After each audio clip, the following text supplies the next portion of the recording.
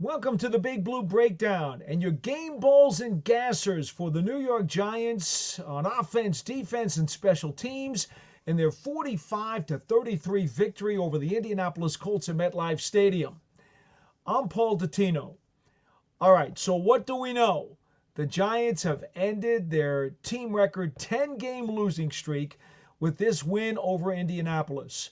It leaves them at 3-13 on the season, with the season finale coming up this weekend down in Philadelphia against the arch rival Philadelphia Eagles.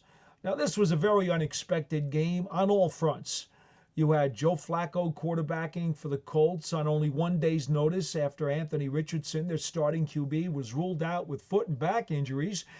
And you had Drew Lock making his second straight start for the Giants, coming off of Monday's MRI on his sore shoulder. And yet it turned out to be a track meet.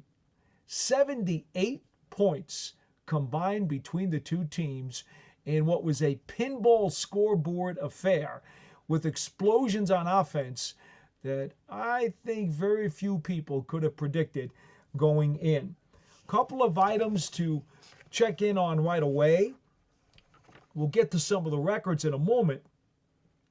But for the Giants, they had themselves a 21-13 lead at halftime. It was only the third time all season that they led going into the break. Their 21 first half points tied for the most they had had all season back in week 3 when they had scored 21 in Cleveland against the Browns. We just get a couple of those things out of the way real quick because it shows you what kind of, aberration this was, that the Giants' offense was so explosive. They had 6 plays from scrimmage that were at least 30 yards on the day. It was truly a remarkable sight to see. The Giants did not have a turnover in this ball game, something that's been very rare during the course of this season. So many things clicked in this game between some young guys doing well, some old guys doing well, the offense doing well. Defense had a key stop or two. And then, of course, on special teams, they wound up getting a touchdown as well. It truly was a very wild day at MetLife Stadium, and those fans who were there certainly were able to enjoy many exciting moments throughout the course of the day. Let's just take quickly a brief look at how this game developed. Giants get an interception out of Dane Belton on the first series of the game, deep in Giants territory at their own 6, thwarting a possible opening score by the Colts. And that was certainly one of many things that would go right on the day for the Giants. Although, I might add, it wasn't like the Colts didn't do anything in this game. Their playoff possibilities were hanging by a very thin thread. They still managed 446 yards of total offense. They held the ball for 33 and a half minutes, converted 7 of 13 third down opportunities, and Jonathan Taylor ran 32 times for 125 yards and a couple of touchdowns. Flacco himself threw for 330 and 2 touchdowns, although he was sacked twice and threw 2 interceptions. Pittman and Pierce each caught over 100 yards of receiving. So let's be very careful here in saying that, what the Giants truly did on this day was outgun the opposition. They won a foot race. They won a track meet. They won a pinball scoreboard kind of game, which, of course, is not the way the Giants usually win. If they're going to win, you figure it's got to be a game that's going to stay under 20 points or maybe barely crack 20. This was a game where the Giants just exploded in every way possible, putting up points on the board. Every time the Colts tried to challenge, the Giants had an answer. They were up 7-3 at the end of the first quarter, and as I said, they had a 23-13 lead at halftime. Now, at the beginning of the third quarter, Giants get Emir Smith-Morset, a 100-yard kickoff return for a touchdown. That made it 28-13. Then Jonathan Taylor went around the right side for a 26-yard scamper, making it 28-20. That's the way the game stood when the Giants and Colts both wound up failing on 4th and 1 running plays. Now we go to the fourth quarter. And it's still only a one-score game. Well, the Colts get a touchdown. Pierce catches a 13-yard touchdown pass from Joe Flacco. And now it's a 2-point game, and the Colts decide to go for 2. And, this is a real key point in the game. It's not as though it would have given the Colts the lead, but it would have allowed them to at least momentarily tie the game. They wind up having Flacco flick a pass into the left flat. He hits Michael Pittman Jr., the outstanding wide receiver from USC, and then he proceeds to use a hook and ladder by sending it over to Jonathan Taylor along the left sideline, and Taylor cannot get his hands on the ball. He loses the handle and fumbles it, and the 2-point conversion goes for naught. So the Giants have a 28-26 lead with about 11 minutes left in the game. And then that's where the Giants really, put a very serious grab on the throat of this game. Malik Nabers catching a 59-yard touchdown pass down the right side, made a nice quick juke move to avoid a tackle, and it was a 35-26 Giants lead, 8.5 minutes to go. Colts wouldn't die. They did come back. They wind up getting a big pass to Pierce for 49 yards on the next drive. Pittman gets his 7-yard touchdown pass to cap a 4-play, 70-yard march. They get the PAT, and they're down by 2 once again, 35-33. So now the Giants have the ball, and it's all right. Well, 6.5 minutes to go. What's going to happen now? The crowd's getting a little restless. They thought it might be easy for a change, but no, the Giants can't do things easy. They wind up going on a 71-yard scoring drive, 9 plays, and it winds up culminating with Drew Lock's 5-yard scramble, and he dives into the end zone for a touchdown. Giants kick the extra point, and they have a 42-33 lead with just under 3 minutes to go. And that was the ball game right there. Drew Phillips comes up with an interception when Indianapolis puts the ball back in play, and there was really no need for anything else to happen after that, although the Giants converted that takeaway into Graham Gano's 30-yard field goal. And so the Giants capping the scoring at 45-33 with about 2.5 minutes to go in the game. There was a change of possession with the Colts and the Giants, and the clock finally ran out. So I had to take you through that, if for no other reason that it was a wild and woolly affair, truly unbelievable. And I mean that. I don't think anyone who walked into MetLife Stadium Sunday morning believed that we were going to see 70-plus points put up by these two teams, and it was the Giants who would be much more explosive than Indianapolis. But that's what we saw. The Giants did have one significant injury coming out of this game. Armon Watts, their defensive tackle, apparently with a serious leg injury. He did have to be carted off. There were a lot of players who tapped him on the helmet or on the shoulder pad as he was carted off. A number of them, before the medics got out there to the field, had taken a knee, so you knew he was seriously injured. We don't have any report to update you on his injury, but certainly wishing the best for him as he was unable to finish the game.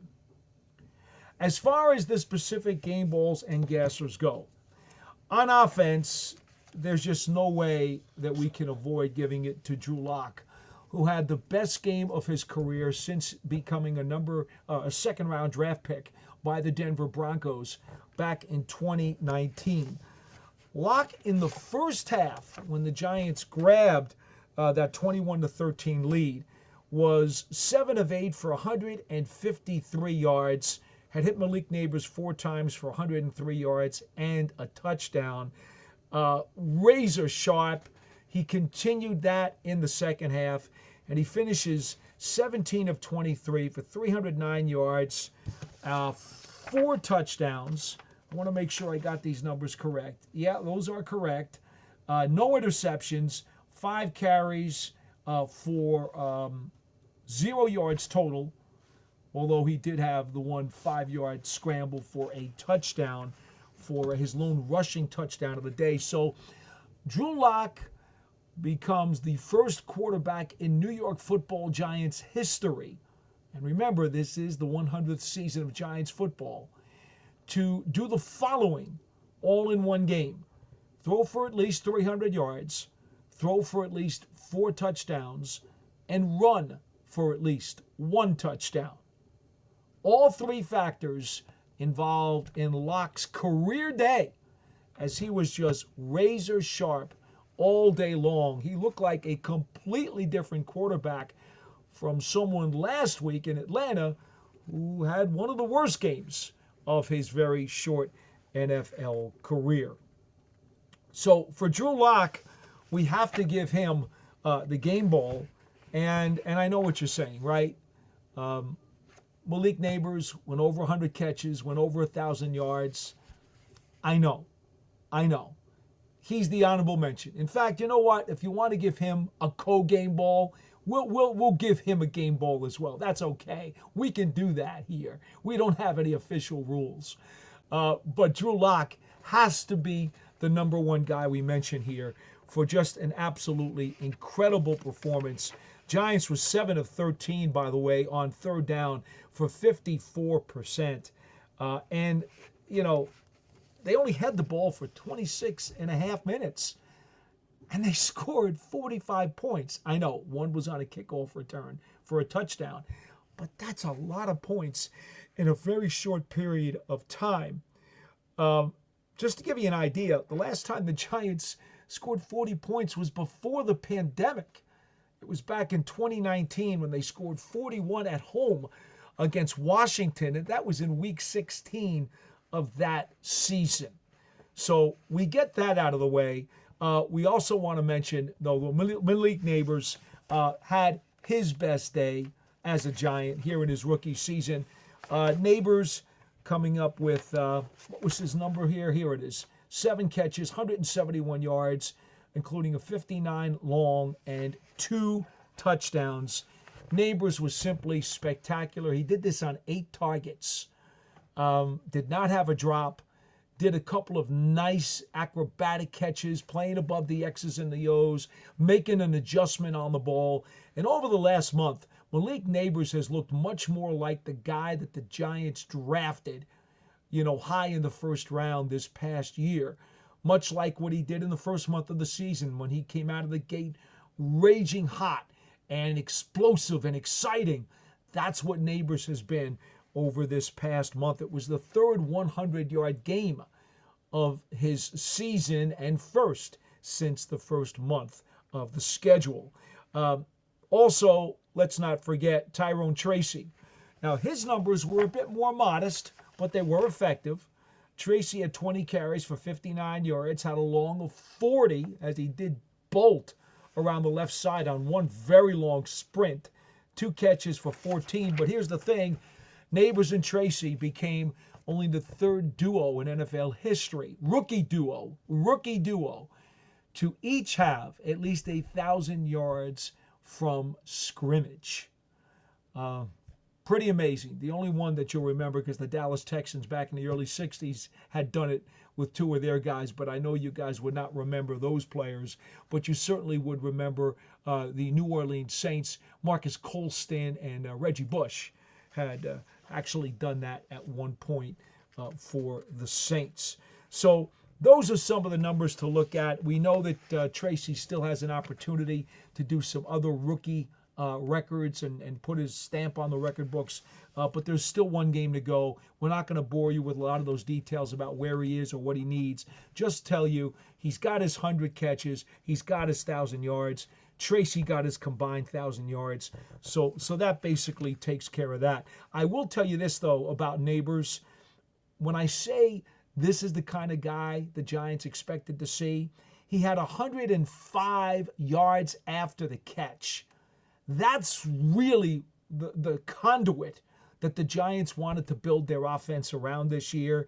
He had 63 yards of non-expected yardage after his catches, according to NFL's Next Gen Stats. Now, what they do is they log the plays. They say, okay, what should you get? How many yards should you get for this particular catch? And then if you wind up making a spectacular move and get more, that's the plus yardage beyond the expected catch. And Nabers today had 63 such yards, which was the third highest total of any player in the National Football League this season. So again, this shows you what Nabers brought to the table. Now, as far as defensively, you know, the Giants gave up an awful lot of yardage and an awful lot of points. So we're just going to go to a key play, okay? We're going to go to a key play in this game that at least temporarily stopped the Colts' momentum. And we're going to give out 2 game balls. We're going to give one to Nate Belton, Dane Belton, I'm sorry. I said Nate. It's very late, folks. I'm tired. He comes up with an interception that ends the first drive of the game as the Colts were heading into Giants territory. It looked for sure they were going to draw first blood. And down the right sideline, Belton makes a stretched out, reaching, high-pointing catch, comes up with a spectacular interception, and that erased a scoring opportunity that the Colts were trying to execute and grab an early lead in this game. So we're going to go with Belton for one of our game balls. And then our other one, we're going to give another defensive game ball out. And remember what I just said to you, that in the third quarter, there were back-to-back drives where the Giants and Colts were stopped on 4th and 1 opportunities? Well, I got one for you right here. 4th and 1 at the Giants' 23-yard line with about 4.5 minutes left in the third quarter. The Giants are up 28-20. And Jonathan Taylor, he of over 1,200 yards rushing this season, goes directly up the middle, and Elijah Chapman, undrafted rookie free agent tackle, defensive tackle, by the way, the only Giants defensive lineman, I'm not talking edge rushers, I'm talking defensive linemen, to have played in every one of the Giants games this year. You know, they've been ravaged by injury. Chapman was the first one there to knock into his legs and stop him for no gain and a turnover on downs. So we're going to go with Belton for the early interception and Chapman with the turnover on downs. The Giants would also have a turnover on downs on a 4th down late in the third quarter. But again, at that time, it was a big play for the Giants, and it allowed them to maintain a 28-20 lead going into the fourth quarter. On special teams, how can we not go to Amir Smith-Morset? His 100-yard kickoff return for the Giants to open the third quarter. It's the first time the Giants have opened the second half with a kickoff return for a touchdown since Jack Salsnyder in 1949 against the Chicago Cardinals. And it was the first kickoff return by the Giants for a touchdown period since Week 7 at home against Dallas in 2015 by Dwayne Harris, who had rumbled 100 yards for a score. So big-time play on special teams. Smith-Morset gets the game ball. On offense, gasser-wise, I could not come up with anybody. The Giants only allowed one quarterback hit all day. It was by Kwity Paye in the second half. No sacks. Again, the Giants scoring 40 points for the first time in a game, since 2019. 389 yards of total offense, no giveaways. Again, 2 field goals and a touchdown on 3 trips inside the 30. I can't really give you a gasser on offense. I mean, this was an unbelievable explosion. I won't give you a gasser on special teams either. I mean, when you look at what the Giants did, they got the kickoff return for a touchdown. They had 1 fair catch on a punt return. Jamie Gillen was terrific on his punts. 3 punts for almost 49-yard average and a net of over 46, which is incredible. The Giants allowed 1 7-yard punt return and no yardage on kickoff returns. I can't come up with a gasser on special teams. Now on defense, I hate to do it, but I'm going to go to Tay Banks because he did get called for 2 pass interference penalties. Banks was known to be very handsy and overly physical when he was at the University of Maryland. Here in his second year with the Giants, he has still been perhaps a little bit too aggressive at times. The first pass interference penalty was clearly an interference call. Second one looked like a lot of hand fighting, could have been incidental contact, but 2 positive passing yardage plays by the Colts. The first one was for long yardage. So we're going to go with the defensive gasser for Tay Banks, although, again, when you're talking about a team that gave up over 30 points and over 400 yards, I easily could just say gasser for the whole unit. We're just not going to go there because, after all, so much went right for the Giants on this day. We will leave it right there. Hey, we're going to be back with a special live edition of the Big Blue Breakdown here on the New York Giants on SI YouTube channel and media network coming up on Monday night. Yeah, Monday night. It's because of the holiday again. You got New Year's Eve, you got New Year's Day. So we're going to be back for a special live show. We will take your video phone calls, your audio phone calls, and your chats. Going to be Monday night, 8 p.m. 8 p.m. Eastern Time. Look for the link on my Twitter page at GiantsWFAN. And we'll be back to talk New York Giants football with you Monday night at 8 p.m. As the Giants prepare for one more game to close out this season in Philadelphia against the Eagles. Well, that'll do it for now. I'm Paul Dottino. We'll see you next time.